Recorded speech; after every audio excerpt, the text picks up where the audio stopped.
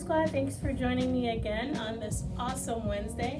Hope you guys are doing well. Just wanted to say before we start, thank you so much for the outpouring of love that you guys sent my way. I'm so honored to know and love you guys. Hope you're doing well. Hope you're staying safe. Stay home if you can. So our slime for today, last week we did clear glue slime, and this week we're going to do white. I'm also going to do what I did last week. I'm spreading all my materials out. If you see that I have wax paper and foil, it's because there are friends in the house that are doing slime swap along with us, for those of you that are virtually far away from me, that need a solid surface to do it on. So this is what's being provided for them so they can do this in their rooms. Just in case any of you had any interesting questions about that, okay? So, of course, we're doing white glue. That's what we need today. Again, you have 1/2 tablespoon of baking soda. You're gonna do 1 tablespoon of contact solution.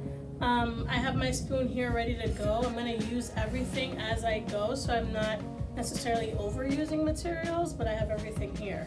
I promised you that we would be adding foam balls for texture purposes, and I put liquid watercolor orange today with the white glue. I thought would be an interesting color in order for us to add with our slime and with our foam balls.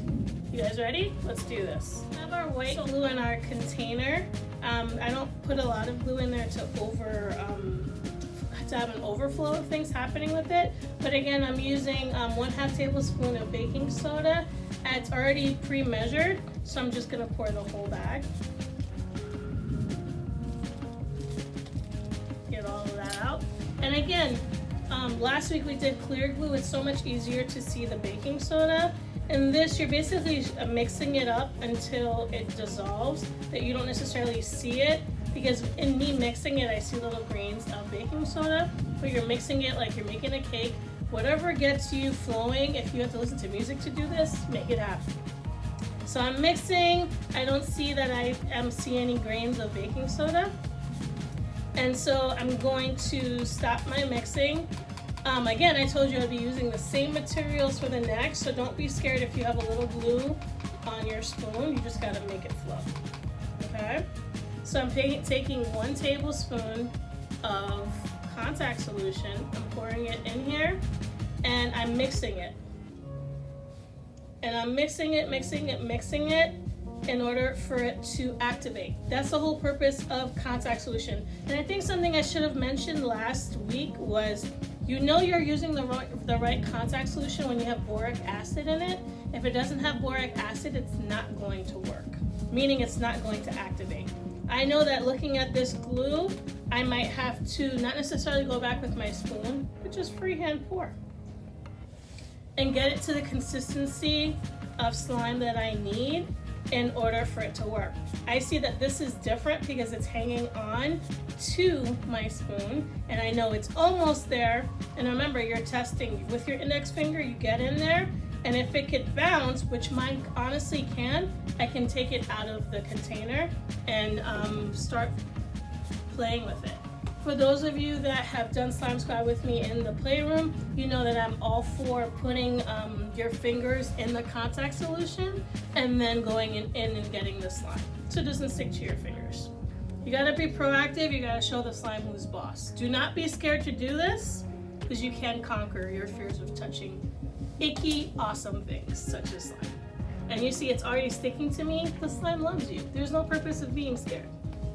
So I'm going in, and you see the slime is activated. It's totally alive, totally awesomely creepy. And you know that I do not like to waste any slime, so I'm going in there, getting all the slime that I can. I might have to go in there maybe 2 or 3 times, and that's totally okay. But I'm taking my slime and I'm putting it on my wax paper. And I'm going in there and I'm getting all the bits out. For those of you that are using these awesome containers, you can clean these containers out and use them for other things, okay? Don't let this go to waste. And I got all my stuff out. I feel that I'm satisfied, and you could literally go back with a little bit of slime, go over your fingers, and get the slime off your hands. So I'm gonna move this aside, my contact solution, my spoon, my bag, and I'm moving this way. For those of you that, again, are asking that are just joining us, we're using this surface of wax paper and foil in order for us to do this with our friends here at the house that need a flat surface to work on, so they can literally make this on the floor. Two things that I have here that I'm adding for fun, and you guys can see that this is not necessarily sticking to me. It's not sticking to the wax paper. You know that it's basically done. Friends of the Slime Squad know that I love to make a window. I love to stretch this out and make it awesome. So I'm gonna add my foam balls. These might stick a little just because getting them into the bag was interesting. Getting some of it out might be just as interesting, but bear with me. I added a multicolor of balls. If you guys have things at home that you want to put in your slime, it doesn't necessarily have to be the foam balls. I like these for texture, but if I were making this with you guys in the playroom, I probably would do foam balls. I can do a little bit of moon sand. You can do eyes from our play area. Let me show you what I'm talking about so you don't think I'm just weird.